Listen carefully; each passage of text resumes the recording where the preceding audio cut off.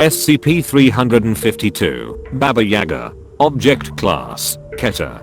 Special Containment Procedures. Containment area is to remain sealed at all times. No human interaction is allowed with SCP-352. Any and all interaction should be carried out via robot or other remote means. Should human interaction become necessary, full hazmat containment protocols should be observed. In addition, security lines must be attached to all personnel. Should any personnel begin to exhibit erratic behavior, they are to be immediately removed from the containment area via the security lines. Any staff reporting hallucinations after interaction with SCP-352 or her hair are to immediately be placed under quarantine. Any staff working in or around the containment area must submit to random psychological and physical testing. Anyone found to be contaminated will be placed into immediate quarantine. Staff attacked by SCP-352 may only be recovered if they have not been bitten by SCP-352. SCP-352 is to be fed only once weekly. Feeding will be discontinued for 1 month if SCP-352 attacks any personnel. Description: SCP-352 appears to be a very old, emaciated woman of indeterminate age and race. SCP-352 speaks Old Russian, but with an accent and dialect that makes translation very difficult. SCP-352 is extremely unwilling to communicate, with most of the conversations thus far made primarily of threats or statements of revenge. SCP-352 has never identified herself by any name, and due to her aggressive nature, it has been impossible to determine any background information. SCP-352 possesses a level of strength and speed much higher than what should be possible for a person of her perceived age and physical dimensions, and has been shown moving loads in excess of 200 kilograms with little physical strain, and moving at speeds in excess of 70 kilometers per hour. SCP-352 can recover from wounds that would be lethal to a human being, including decapitation and disemboweling.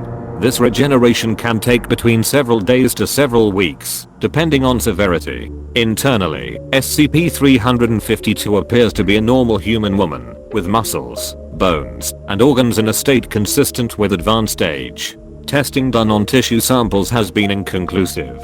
SCP-352 is capable of growing very thin hair-like strands from any part of her body, apparently at will. These strands can grow several meters in an hour, and appear to be at least partially under the control of SCP-352. They have been observed crawling along floors, and up walls and other structures. These hairs are clear and nearly invisible to the naked eye, and appear to be slightly weaker than standard human hair. The strands are also coated in a thin layer of chemical enzyme identical to the enzyme in the saliva of SCP-352.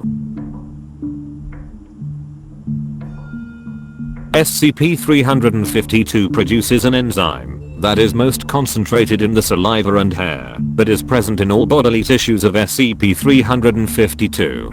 How it is produced and its exact chemical makeup are unknown. This enzyme reacts on contact with human tissue and rapidly attacks the nervous system. Symptoms manifest almost immediately and include hallucinations, euphoria, suppression of cognitive or logical thinking, and suppression of pain receptors. This state persists for several days with mild exposure and can become permanent with high exposure. Bites from SCP-352 lead to high exposure in 99.9% of cases. SCP-352 appears to subsist on a carnivorous diet, with a strong preference for human flesh. SCP-352 will create a web of hair and wait for prey to become exposed to the enzyme and become more docile. SCP-352 will often remove and eat the limbs of a prey item to prevent it from wandering away, and can take several days to fully devour prey. Humans have been observed to still be in a euphoric state and have no knowledge of the outside world even as they suffer the loss of limbs and other bodily tissue.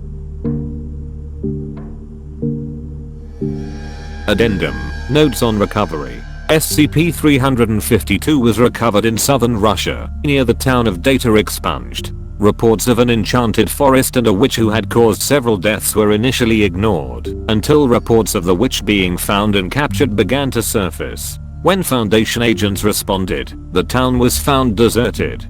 Several bodies were found, in varying states of decomposition, and blood trails appeared to show many more bodies being dragged into the enchanted forest. Recovery teams were dispatched and captured SCP-352, but suffered heavy casualties due to SCP-352's attack and exposure to the enzyme. A large amount of hair was recovered as well, and is believed to be the cause of many exposure incidents, with contact being attributed to spider webs or an agent's own hair, and not reported until hallucinations manifested. Addendum. Notes on behavior. While SCP-352 prefers any type of human flesh over any other type of meat, it appears to have a special propensity for children between 0 and 2 years of age. After observation of highly elevated levels of cooperation and a reduced tendency to attack staff while consuming flesh of this type, a possible alteration in the current diet is being considered. Addendum. The use of SCP-604 and SCP-1680 as a more efficient food source for SCP-352 is currently pending approval from the project director following initial testing.